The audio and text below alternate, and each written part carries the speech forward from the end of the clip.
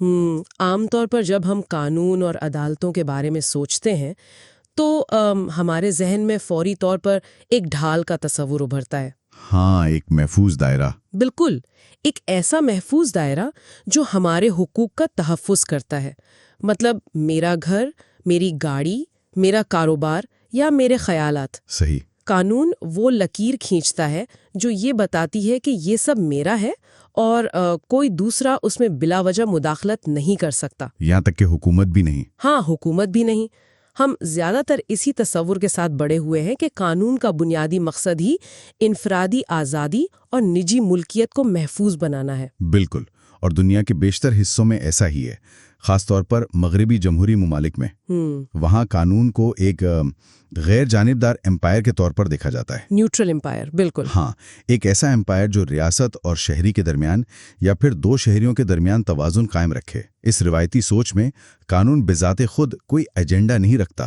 صحیح، وہ صرف کھیل کے اصول طے کرتا ہے۔ بالکل، تاکہ معاشرے میں ایک استحکام رہے۔ لیکن ذرا ایک لمحے کے لیے اس پورے تصور کو الٹ دیں۔ اچھا؟ ہاں، مطلب ایک ایسے قانونی نظام کا تصور کریں جہاں قانون انفرادی حقوق کے تحفظ کی کوئی ڈھال نہیں ہے، بلکہ ریاست کے ہاتھ میں ایک انتہائی طاقتور بلڈوزر ہے۔ واہ، بلڈوزر کی تشبیہ۔ ہاں، ایک ایسا نظام جس کا بنیادی مقصد نجی ملکیت یا پرائیویٹ پراپرٹی کا تحفظ نہیں، بلکہ اس تصور کو ہی مکمل طور پر جڑ سے اکھاڑ پھینکنا ہو۔ یہ ایک بہت ہی ریڈیکل سوچ ہے۔ بالکل ہے، اور آج کے اس تفصیلی جائزے میں ہم بالکل ایسے ہی ایک نظام کو سمجھنے جا رہے ہیں۔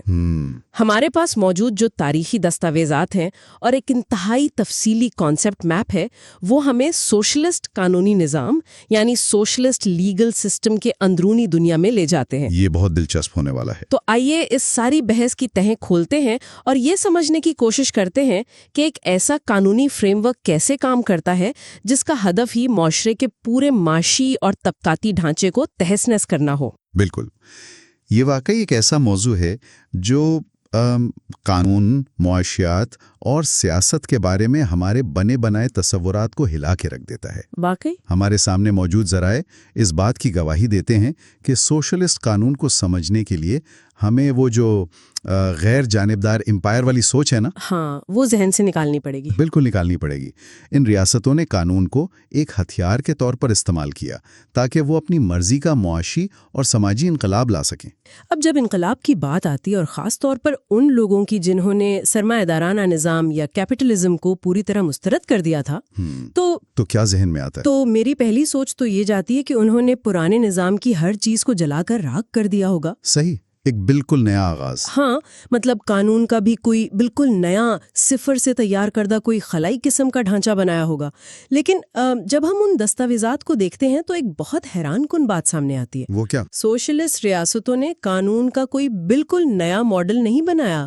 اچھا، تو انہوں نے کیا کیا؟ انہوں نے اپنی بنیادیں سول لا سے مستعار لیں، یعنی سول لا۔ وہی سول لا جس کی جڑیں قدیم رومن ایمپائر میں ملتی ہیں؟ بالکل وہی، اور جو آج بھی یورپ میں رائج ہے۔ مطلب یہ بات مجھے تھوڑی ہضم نہیں ہو رہی، انہوں نے سرمایہ داری کے قانون کو ہی کیوں چنا؟ یہ واقعی اس نظام کا ایک بہت بڑا پیراڈاکس ہے، یا آپ کہہ لیں ایک تضاد ہے۔ کانسیپٹ میپ میں اس امتزاج کی بہت واضح نشاندہی کی گئی ہے۔ ماہرین بتاتے ہیں کہ ابتدائی سوویت قانونی ماڈل دراصل مارکسسٹ لیننسٹ نظریے اور روایتی سول لا کا ایک ہائبرڈ تھا۔ ایک ہائبرڈ، صحیح۔ ہاں، انہوں نے سول لا کے بنیادی ٹولز کو اپنایا، یعنی باقاعدہ تحریری قانون، ضابطے، اور جنہیں ہم کوڈیفائڈ اسٹیچوٹس کہتے ہیں۔ مطلب انہوں نے قانون لکھنے اور اسے نافذ کرنے کا طریقہ کار تو پرانے یورپ والا ہی رکھا۔ بالکل وہی رکھا۔ تو اگر میں اس کو ایک مثال سے سمجھنے کی کوشش کروں، یہ کچھ ایسا ہی ہے کہ آپ ایک انتہائی پرتعیش کروز شپ لیں۔ کروز شپ؟ اچھا۔ ہاں، جو اصل میں مسافروں کو سکون اور تفریح فراہم کرنے کے لیے بنایا گیا تھا، یعنی ہمارا سول لا جس کا مقصد نجی معاہدوں کا تحفظ تھا۔ صحیح ہے۔ اور آپ اس جہاز کے اندر سے ساری پرتعیش چیزیں، کرسیاں، سوئمنگ پول وغیرہ نکال باہر کریں اور اس پر بھاری توپیں اور گولہ بارود فٹ کر کے اسے ایک جنگی جہاز میں بدل دیں۔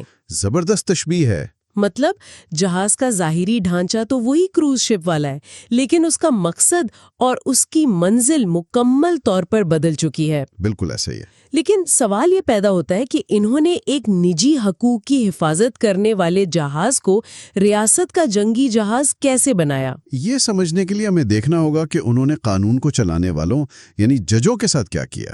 اچھا، ججوں کا کردار بدل دیا۔ مکمل طور پر سول لاء میں جج کا کام قوانین کی تشریح کرنا اور افراد کے درمیان انصاف کرنا ہوتا ہے۔ ہاں، لیکن سوشلسٹ نظام میں جج کوئی غیر جانبدار امپائر نہیں رہا۔ اس کی پہلی وفاداری کمیونسٹ پارٹی اور ریاست کے اجتماعی مقاصد کے ساتھ جوڑ دی گئی۔ واہ، یعنی فیصلہ میرٹ پر نہیں بلکہ پارٹی کی مرضی پر۔ بالکل۔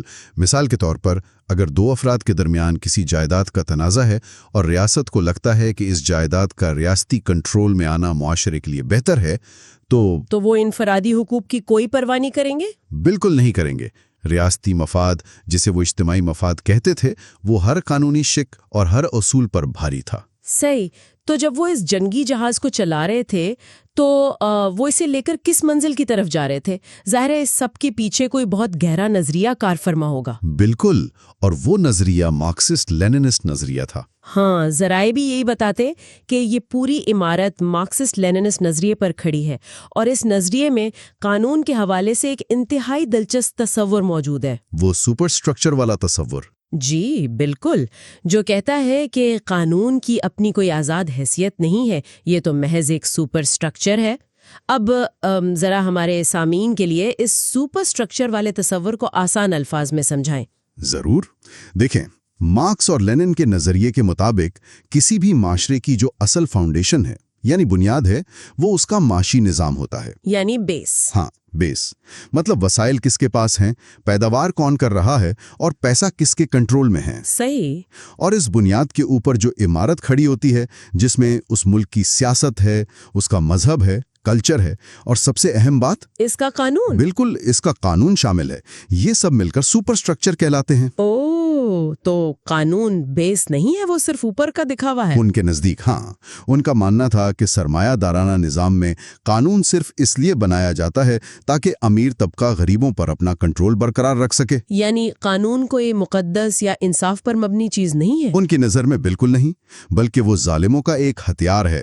اچھا، تو اس منطق کے حساب سے چونکہ قانون استحصال کا ہتھیار ہے، تو جب کمیونسٹ انقلاب آئے گا اور ظالم طبقے کو ختم کر دے گا تو اس ہتھیار کی بھی ضرورت نہیں رہے گی۔ یہ بہت اہم نکتہ ہے۔ میں نے ذرائع میں ایک بہت مشہور جملہ پڑھا کہ ایک سچے کمیونسٹ معاشرے میں ریاست اور قانون خود بخود مرجھا کر ختم ہو جائیں گے، مطلب جسے انگریزی میں wither away کہتے ہیں۔ بالکل، withering away of law ان کا ایک بنیادی عقیدہ تھا۔ یعنی قانون بالکل اس عارضی ڈھانچے کی طرح تھا جو ایک عمارت بنانے کے دوران لگایا جاتا ہے، جسے ہم اسکیفولڈنگ کہتے ہیں۔ زبردست مثال ہے، ہاں۔ جب ایک مثالی کمیونسٹ معاشرہ مکمل طور پہ تعمیر ہو جائے گا، جہاں سب برابر ہوں گے اور کوئی کسی کا حق نہیں مارے گا، تو اس عارضی ڈھانچے کو ہٹا دیا جائے گا۔ یہی تو ان کا خواب تھا۔ لیکن اگر ہم تاریخ کو دیکھیں اور خاص طور پہ انسانی فطرت کو، تو کیا واقعی ایسا کبھی ہوا ہے کہ ایک طاقتور نظام خود بخود اپنا کنٹرول چھوڑ دے؟ مطلب یہ تو بہت ہی یوٹوپیائی سوچ لگتی ہے۔ یہاں جو بات انتہائی دلچسپ ہے وہ یہ ہے کہ ان انقلابیوں نے شروعات میں واقعی اس یوٹوپیا، اس خواب پر یقین کیا تھا۔ واقعی انہوں نے قانون ختم کرنے کی کوشش کی؟ جی ہاں، سوویت یونین کے بالکل ابتدائی سالوں میں یعنی 1917 سے لے کر 1920 کی دہائی کے آغاز تک انہوں نے باقاعدہ پرانے قانونی نظام کو ختم کرنے کی عملی کوشش کی۔ اوہ واو! ان کا خیال تھا کہ لوگ انقلاب کے جذبے سے اتنے سرشار ہوں گے کہ وہ خود بخود اخلاقیات اور برابری کے اصولوں پر چلیں گے، اور کسی پولیس یا عدالت کی ضرورت ہی نہیں پڑے گی۔ بالکل، لیکن زمینی حقیقت اس خواب سے بہت مختلف نکلی۔ ظاہر سی بات ہے۔ معیشت تباہی کے دہانے پر پہنچ گئی، افراتفری پھیل گئی، اور انہیں جلد ہی احساس ہو گیا کہ کسی بھی ریاست کو چلانے کے لیے ایک سخت ڈھانچے کی ضرورت ہوتی ہے۔ تو پھر انہوں نے کیا کیا؟ پھر جب جوزف اسٹالن کا دور آیا تو یہ قانون کے مرجھا جانے کا تصور مکمل طور پر پس پشت ڈال دیا گیا۔ تو ہم یہ کہہ سکتے ہیں کہ وہ عارضی ڈھانچہ جسے انہوں نے ہٹانے کا وعدہ کیا تھا وہ نہ صرف قائم رہا بلکہ اسے لوہے اور فولاد کا بنا کر معاشرے کے گرد مزید کس دیا گیا۔ ہاں بالکل، ایک شکنجے کی طرح۔ اور پھر وہ قانون کو ایک کھلے ہتھیار کے طور پر استعمال کرنے لگے، جسے دستاویزات میں قانون کی اعلیٰ کارانہ حیثیت یا انسٹرومنٹلزم آف لا کہا گیا ہے۔ بالکل درست۔ اسٹالن اور اس کے بعد کے سوویت لیڈروں نے یہ تسلیم کر لیا کہ مستقبل بعید کے کمیونسٹ جنت تک پہنچنے کے لیے انہیں فی الحال ریاست کی گرفت انتہائی مضبوط کرنی ہوگی۔ قانون اب ایک ایسا آلہ بن گیا تھا جسے کمیونسٹ پارٹی بغیر کسی ہچکچاہٹ کے اپنی پالیسیوں کو زبردستی نافذ کرنے کے لیے استعمال کرتی تھی۔ تو اس نظام میں قانون کی حکمرانی یعنی رول آف لا نہیں تھا؟ نہیں، رول آف لا نہیں تھا، بلکہ قانون کے ذریعے حکمرانی یعنی رول بائی لا تھا۔ یہ ایک بہت بڑا اور بنیادی فرق ہے۔ واقعی یہ فرق سمجھنے والا ہے۔ تو جب ریاست نے قانون کو اپنا سب سے تیز دھار ہتھیار بنا لیا تو اس ہتھیار کا پہلا وار کس چیز پر ہوا؟ وہ تو آپ ذرائع پڑھ کر اندازہ لگا سکتی ہیں۔ ہاں، ذرائع کو پڑھتے ہوئے یہ واضح ہوتا ہے کہ ان کا سب سے بڑا اور بنیادی ہدف نجی جائیداد یعنی پرائیویٹ پراپرٹی کا مکمل خاتمہ تھا۔ اور یہاں لفظ مکمل کا استعمال بہت اہم ہے۔ جی ہاں، سوشلسٹ قانونی نظام کا پورا وجود اسی ایک ستون پر کھڑا ہے کہ پیداوار کے تمام ذرائع پر ریاستی ملکیت قائم کی جائے۔ ریاستی ملکیت، صحیح۔ اس کا مطلب صرف یہ نہیں تھا کہ حکومت نے کچھ بڑے کارخانے یا بینکس اپنے کنٹرول میں لے لیے، نہیں، اس کا مطلب تھا کہ تمام زرعی زمینیں، تمام انڈسٹریز، چھوٹی بڑی فیکٹریاں، سب کچھ ریاست کا ہو گیا۔ ہاں، یہاں تک کہ روزمرہ استعمال کی دکانیں بھی ریاست کی ملکیت میں آ گئیں۔ اسے معاشی اجتماعیت یا اکنامک کلیکٹیوائزیشن کہا جاتا ہے۔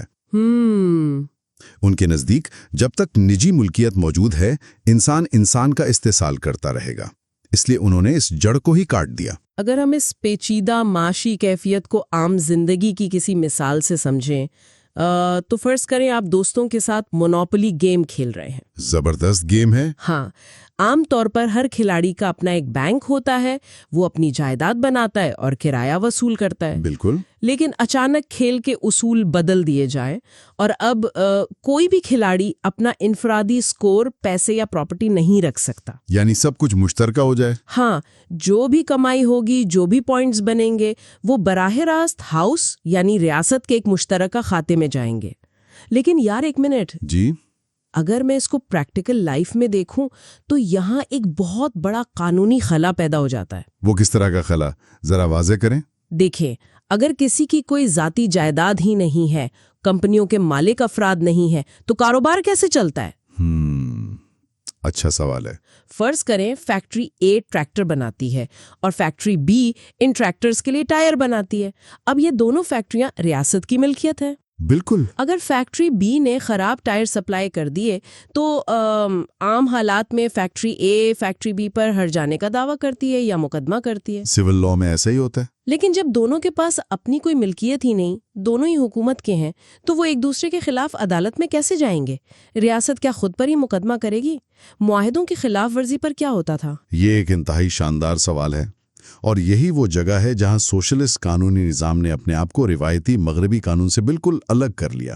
اچھا، تو انہوں نے کیا حل نکالا؟ جب افراد یا پرائیویٹ کمپنیوں کے پاس ملکیت ہی نہیں تو ان کے درمیان ہونے والے پرائیویٹ کانٹریکٹس اور روایتی دیوانی مقدمات تو ویسے ہی دم توڑ دیتے ہیں۔ بالکل، ان کی تو ضرورت ہی نہیں رہی۔ تو اس خلا کو پر کرنے کے لیے سوویت یونین نے ایک نیا ادارہ بنایا جسے آربیٹراج ٹریبیونلز کہا جاتا تھا۔ یہ آربیٹراج کیا ہوتا تھا؟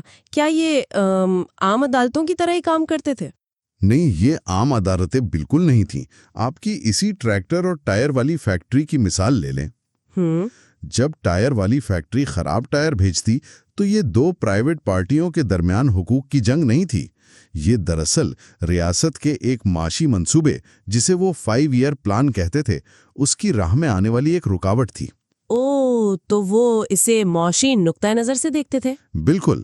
آربیٹراج ٹریبیونل کا جج روایتی قانون کی کتابیں دیکھ کر فیصلہ نہیں کرتا تھا کہ کس کا انفرادی حق مارا گیا ہے۔ تو پھر وہ کیا دیکھتا تھا؟ وہ یہ دیکھتا تھا کہ ریاست کا جو سالانہ ٹریکٹر بنانے کا ہدف تھا اسے کیسے پورا کیا جائے۔ مطلب جج ایک طرح کا مینیجر بن گیا تھا؟ ایگزیکٹلی، وہ ایک طرح کا معاشی مینیجر بن جاتا تھا۔ उसका फैसला इस बुनियाद पर होता था कि किस तरह वसाइल को बेहतर अंदाज में तकसीम किया जाए ताकि रियासत का माशी पहिया चलता रहे। वाह। इस पूरी सोच को डिस्ट्रीब्यूटिव जस्टिस कहा जाता है, जिसमें इनफरादी नुकसान के बजाय वसाइल की इज्तिमाई तकसीम को अहमियत दी जाती है। ये तो वाकई एक मुकम्मल तौर पर मुख्तलिफ दुनिया है। ऐसा लगता है जैसे कानून, मुआशियात और सियासत को एक ही बर्तन में डालकर घोल दिया गया हो और आप किसी एक को दूसरे से अलग नहीं कर सकते। बिल्कुल, यही सोशलिस्ट कानून की असल रूह है। अब जरा इन नजरियात की किताबों और इब्तदाई तारीख से निकलकर आगे बढ़ते हैं। जी। 1917 के रूसी इनकलाब में पुराने निज़ाम को उखाड़ने के बाद 1920 की दहाई तक ये सोवियत निज़ाम पूरी तरह खड़ा हो गया। बिल्कुल। फिर हम देखते हैं कि दूसरी जंग अजीम के बाद जैसे जैसे सोवियत यूनियन का दायरा असर बढ़ा, मशरिकी और वस्ती यूरोप के ममालिक में भी यही कानून नाफिज कर दिया गया। सही बात है। लेकिन आज सोवियत यूनियन तो टूट चुका है, तो क्या ये कानूनी निज़ाम भी उसके साथ ही दफन हो गया या ये आज भी कहीं जिंदा है? सोवियत यूनियन के खात्मे के बाद बहुत से मशरकी यूरोपीय ममालिक ने तो तेजी से मगरबी तर्ज के कानूनी निज़ाम अपना लिए। हाँ, क्योंकि वो यूरोप का हिस्सा बनना चाहते थे। बिल्कुल, वो आलमी मंडी का हिस्सा बनना चाहते थे। लेकिन सोशलिस्ट कानूनी निज़ाम खत्म नहीं हुआ। तो ये कहाँ मौजूद है आज? ये आज भी क्यूबा, वियतनाम और सबसे बढ़कर चीन जैसी बड़ी आलमी ताकत में मुख्तलिफ शक्लों में राइज है। और यहाँ ज़राए में एक बहुत अहम फ़र्क बयान किया गया है। वो कौन सा फ़र्क? कम्युनिस्ट कानून और क्लासिक सोवियत कानून के दरमियान का फ़र्क। हाँ, ये पहलू मेरे लिए सबसे ज़्यादा हैरान कन था, क्योंकि जब हम आज के चीन को देखते हैं तो ये क्लासिक मार्क्सिस्ट नज़रिया पर पूरा उतरता हुआ दिखाई नहीं देता। बिल्कुल नहीं दिखाई देता। ज़राए बताते हैं कि चीन ने ग्लोबलाइजेशन के चैलेंजेस का मुकाबला करने, आलमी तिजारती तंजीम का हिस्सा बनने और गैर मुल्की सरमायाकारी लाने के लिए अपने निज़ाम में बहुत बड़ी तब्दीलियां की हैं। तो अगर चीन में बड़ी बड़ी प्राइवेट कंपनियां मौजूद हैं, उनके अपने टेक अरबपति हैं, तो फिर हम उसे सोशलिस्ट कानूनी निज़ाम कैसे कह सकते हैं?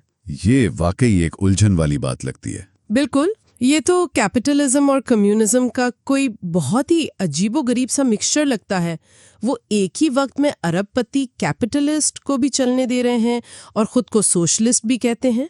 अगर हम इसे बड़े पसे मंजर से जोड़ें तो हम देखते हैं कि जदीद सोशलिस्ट ममालिक, खासतौर पर चीन, ने ये तल्ख हकीकत तस्लीम कर ली थी कि अगर आप आलमी माइशत से बिल्कुल कट कर रहेंगे तो आपका भी वही हाल होगा जो सोवियत यूनियन का हुआ, तबाही। बिल्कुल। बका के लिए उन्हें अपनी माइशत को मार्केट के उसूलों पर खोलना पड़ा। लेकिन क्या? उन्होंने अपनी सियासी और कानूनी गिरफ्त को ढीला नहीं होने दिया। चीन का मॉडल, जिसे अक्सर स्टेट कैपिटलिज्म भी कहा जाता है, उसमें कानून ने एक नया रूप धार लिया है। वो कैसा रूप? अब कानून एक अंधा बुलडोजर नहीं रहा, बल्कि ये एक इंतहाई जदीद सेंसर से लेस टूल गेट बन गया है। Tool gate? वो कैसे, जरा समझाएं। यानी कानून तिजारती और कारोबारी हवालों से तो कंपनियों को आज़ादी देता है, उनके मुआहदों का तहफ़्फ़ुज़ भी करता है ताकि गैर मुल्की सरमायाकार महफूज महसूस करें। बिल्कुल, सो लॉ की कुरानी रूह की तरह। एग्जैक्टली।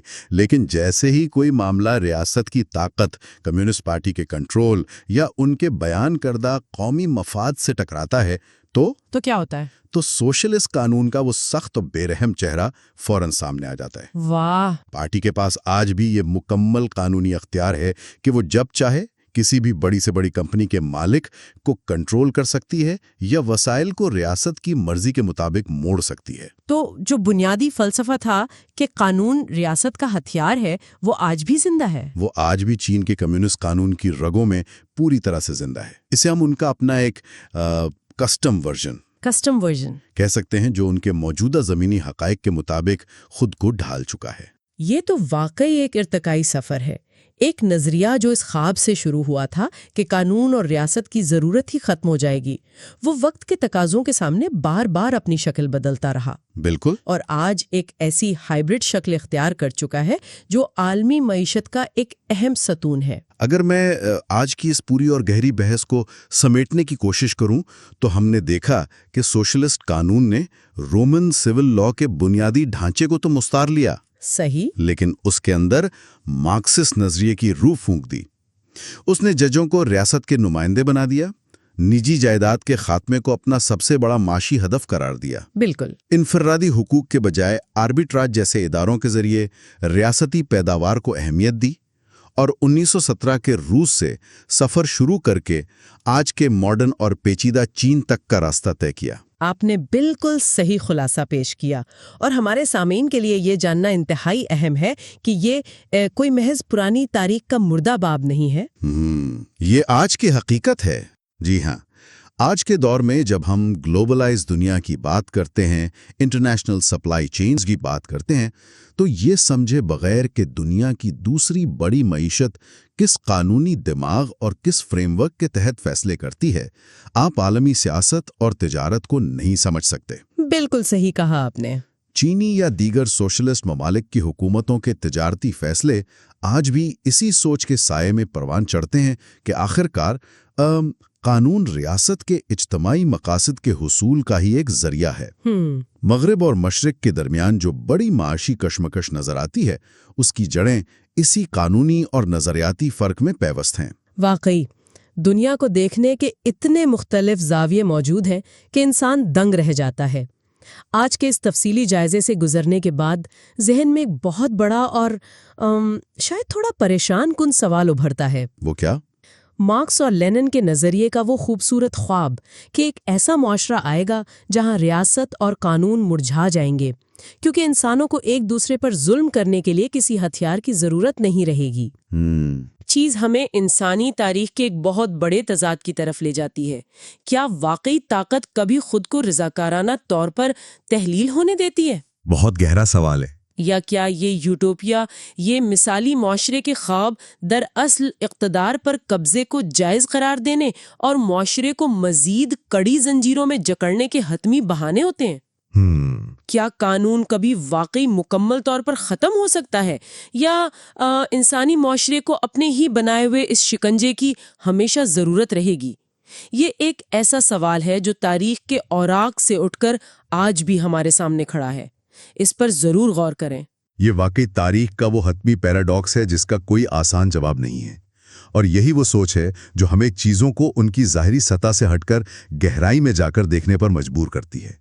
आज का ये तज्जिया वाकई बहुत दिलचस्प रहा। बिल्कुल, मुझे उम्मीद है कि आज के इस सफ़र ने बहुत सी नई खिड़कियां खोली होंगी और इन तारीखी दस्तावेज़ात ने आपको दुनिया को एक नए जाविये से देखने का मौका दिया होगा। हम अपने आज के इस जायजे का यहीं इख्तिताम करते हैं। बिल्कुल। सीखने का ये सफ़र जारी रहेगा। अगले मौजू तक के लिए इजाज़त दीजिए।